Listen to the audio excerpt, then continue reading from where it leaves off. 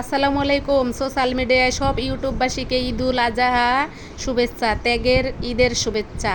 এটা হচ্ছে ত্যাগের ঈদ, ত্যাগের ঈদের শুভেচ্ছা। সবাই ভালো থাকবেন, আমার চ্যানেলটা দেখবেন। দেখেন আমি পদ্মা সেতু পাড়ি দিয়ে বাবার দেশে যাচ্ছি, ঢাকা থেকে বাবার বাড়িতে যাচ্ছি, ঢাকা থেকে গোপালগঞ্জ যাচ্ছি বাবার বাড়ি। পদ্মা সেতুতে উঠলাম, পদ্মা সেতুতে ওঠার সাথে সাথে মনটা এত শান্তি লাগতেছিল। এই পদ্মা সেতু যে কত স্বপ্নের পদ্মা সেতু, কত মানুষের পদ্মা সেতু। এই পদ্মা সেতু যেন আমাদের বাংলাদেশের জন্য বিরাট বড় এক প্রকল্প এবং উন্নয়ন। এটাই আমাদের জীবনের সবচেয়ে বড় উন্নয়ন। এর থেকে বড় উন্নয়ন আমার দেশে আমার মনে হয় না, যা আমার দেখা নাই। এই পদ্মা সেতু এবং রেল, মেট্রো রেল, এই দুইটা জিনিসই আমার দেশে সবচেয়ে ঐতিহ্যবাহী হয়ে আছে। আমাদের মাননীয় প্রধানমন্ত্রী এই দুইটা জিনিস যে তৈরি করছে, অনেক কিছুই করছে, কিন্তু তার ভিতরে এই দুইটাই বেশি ইতিহাস করেছে। এই দুইটা যেন মানুষের একদম অন্তর ছুঁয়ে দিয়েছে। পদ্মা সেতুতে ওঠার পরে পুরা জানালার দিকে তাকাইয়াছিলাম যত সময় পদ্মা সেতু পাড়ি দিচ্ছিলাম, তত সময় আর মনে মনে ভাবতেছিলাম যে এই পদ্মা সেতুর কারণে কত মানুষ যে মারা গেছে। এই পদ্মা সেতু যখন ছিল না তখন কত মানুষ স্পিরিট বোটে তাড়াতাড়ি বাড়ি যাওয়ার জন্য করছে, স্পিরিট বোট ডুবে গেছে, অ্যাক্সিডেন্ট হয়েছে। এবং অনেকেই ফেরিতে পারাপাড়ি দিতে গিয়ে তাড়াহুড়া করতে গিয়ে ফেরি ডুবে গেছে। এরকম কত ঘটনা, কত কিছু আমরাই তো কত কিছু সম্মুখীন হইতাম। তবে আমি কখনোই লঞ্চে পারাপার হইতাম না, আমি হইতাম সবসময় ফেরিতে। আর মাঝে মাঝে বড় বড় লঞ্চ আছে, ওই বড় লঞ্চে, কখনোই স্পিরিট বোর্ডে আমি পাড়ি দিতাম না। আমার খুব ভয় লাগতো। কিন্তু আজকে সেই পদ্মা সেতু এই নিয়ে আমার 3বার হইল পদ্মা সেতু, 2বার আসা যাওয়া করছি, আবার এখন যাচ্ছি, আবার আসবো।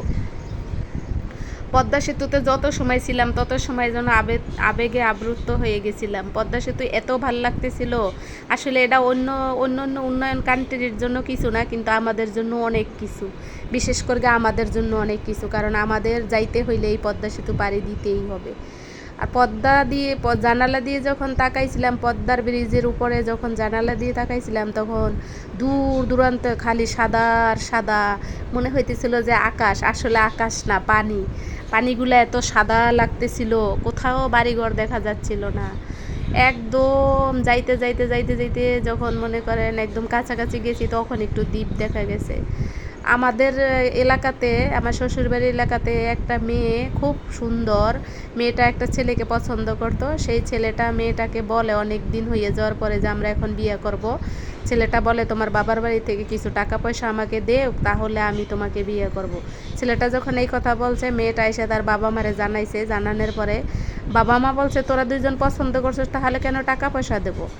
পরে ছেলেরে গিয়ে মেয়ে জানাইছে, ছেলে তখন না করে দিয়েছে। না করে দিলে মেয়েটা এসে আত্মহত্যা করছে। মেয়েটা কেন আত্মহত্যা করলো জানি না, কিন্তু মেয়েটা কাজটা খারাপ করছে, ভালো করে নাই। আর ছেলেটা এখানে খুবই অপরাধী, কারণ ছেলেটা ওকে ভালোবাসছে, ফ্যামিলিগতভাবে তো আর বলে নাই যে তোকে বিয়ে দেবো।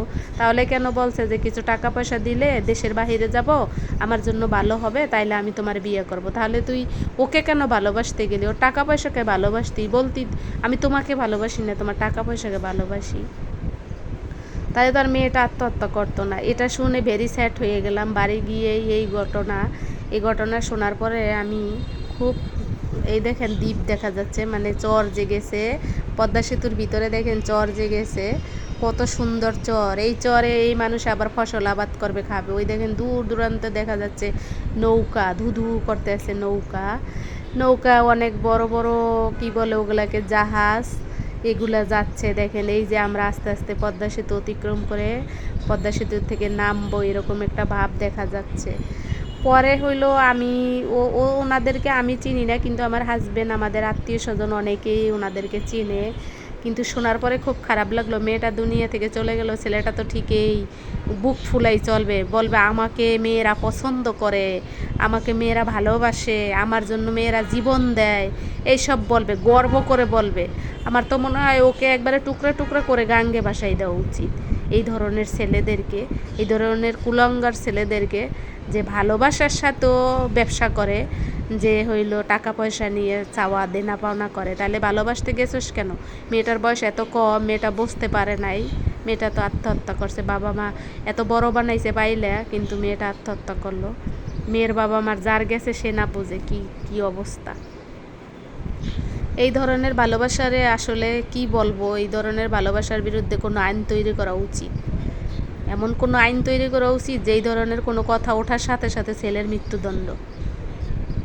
ছেলে যাতে কোনো মেয়ের এই ধরনের না করতে পারে, চিটারি বাটপারি না করতে পারে। সবাই ভালো থাকবেন, আমার চ্যানেলটাকে সাবস্ক্রাইব করবেন। আল্লাহ হাফেজ, আসসালামু আলাইকুম।